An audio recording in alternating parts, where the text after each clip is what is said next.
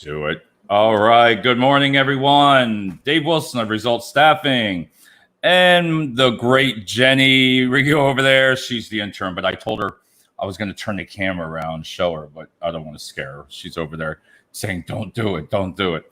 Hey, listen, real quick. The shark, he's out swimming right now. So the shark never sleeps, but he's out helping some people this morning. So I still wanted to do a quick show and go over some things that I talked about last night. And what I was talking about was experience versus education when it comes to search for their job search and also for the management to choose. And we talked about experience, work record, college, and qualifications. All right. So you post the job. Do you realize the talent pool right now that you have to choose from? This is probably going to be the most and biggest pool that you can choose from is the talent pool. And here comes Miss Taylor. So no, she's okay. We have somebody walking in the office. So, but think about it. With people being furloughed, you have a lot of choices right now of candidates to work with.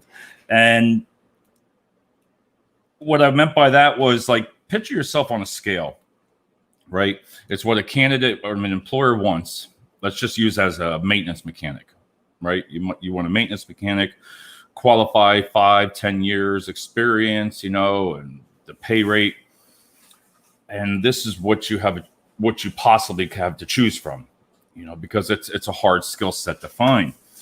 So let's just give you an example of you have a maintenance person, he's just out of school, or the candidate's just out of school, work year or two, just trying to learn, get experience.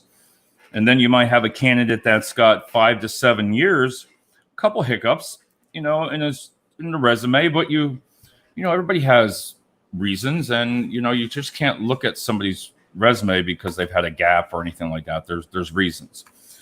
And then you have that 15-year veteran that has all the experience that you can imagine.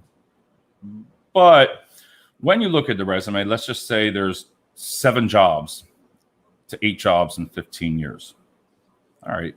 That's something you want to stop, look at. Again, you don't want to really look at that as you're not going to hire the person. There could have been some issues. So what I tell people right now is, then you have another candidate that, now hear me out on this one, that let's just say they're a supervisor now in that same field.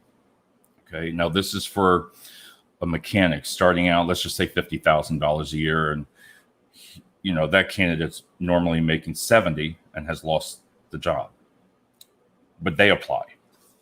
What do you look at? Who do you choose? What would you do? And I see it every day because the candidates that call in and that we interview, some of them have done that position before, but they feel they're not going to have a chance. So that's what you really have to look at. What do you want? Experience, work record, college, qualifications. Think about it. What do you do?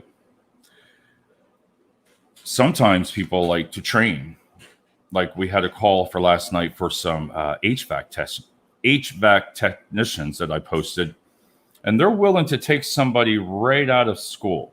That's what I like, that part, because now guess what? They're willing to train. So that's a winning situation too, because you can take that candidate, give them experience with someone else in there that's got 15, 20 years, that's been with your company. That's priceless. On-the-job training, because you hear a lot of the candidates all the time, I went to school, but nobody gave me a chance. There's that one. I told you, don't look at that person that's been out of that field for 5 years because they moved themselves up. All right. They've worked at that level. So think about if you gave them a chance, they could just walk right in there and within just like that, get you very far ahead. Do you know where I'm going with that? So you can just get them very far ahead there because they have something to show you. and that's what I get on Simply Candidates. They have something to show you. So that's what I wanted to leave you today with. We have a lot of work going on today is who do you choose and what do you do right there? So really take a look at the candidate, not just the resume also.